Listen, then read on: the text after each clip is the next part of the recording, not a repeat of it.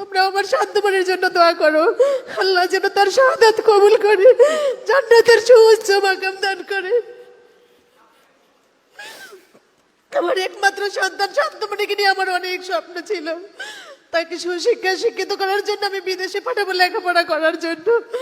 লেখাপড়া শিখে সে বড় একটা অ্যাওয়ার্ড নিয়ে আসবে, আমি সেখানে সেরা মা হব। আল্লাহ তাআলা আমার সেই স্বপ্ন এভাবে পূরণ করবে আমি তো কল্পনাও করি না। আল্লাহ তাআলা আমাকে একজন শহীদের মা হিসাবে এত বড় অ্যাওয়ার্ড দিয়েছে। আল্লাহর ফয়সালাই চূড়ান্ত ফয়সালা, আমরা তার ফয়সালা শুকরিয়া আদায় করছি, আলহামদুলিল্লাহ।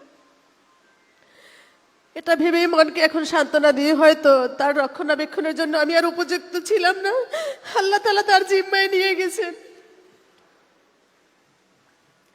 আগে অনেক স্বপ্ন ছিল আমার একমাত্র সন্তানকে নিয়ে বেঁচে থাকার, এখন আর একটা মুহূর্ত আমার বাঁচতে চায় না।